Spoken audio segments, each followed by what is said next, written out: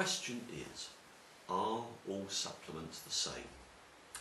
What's the difference? Why is one this price? Why is one that price? Yes, they're different prices because they are different. And we go back to the story of nutrition and the early pioneers who found that when they isolated the nutrients, the vitamins or minerals from food, they were not nearly so well absorbed as when they were part of the whole food themselves. So, because they weren't well absorbed, they had to give the body a much bigger dose to get an effect, and that's where we get megadoses from. So in actual fact, when you go out and buy some of these supplements that have megadoses, you're actually taking many times more than you really need, but of course only a small amount is absorbed. In the case of a gram of vitamin C, probably only 20% will actually be absorbed. But we've had now some 80 years of isolated chemical form vitamins, either extracted from food or synthesized. Indeed, some of them are still prescribed by doctors. As any lady will tell you who's had iron from a doctor, it has very unfortunate side effects.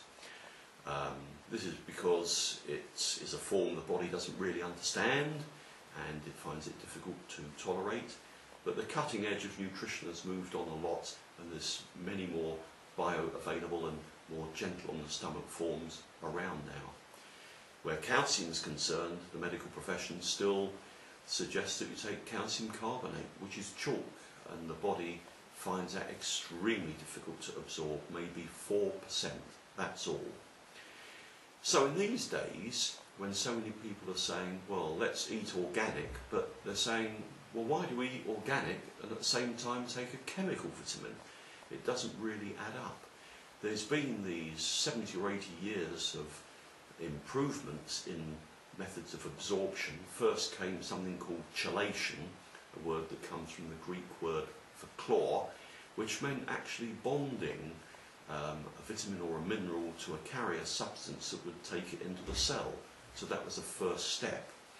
And then they went on to mixing nutrients with foods, dry foods, and finally coming up with something called the food state or food form idea itself. And this is achieved by beneficially combining the nutrient, whatever it is, in a base of lactobacillus, which is a probiotic species native to the human GI tract. And it then comes complete with all the associated food factors, amino acids and nutrient carriers.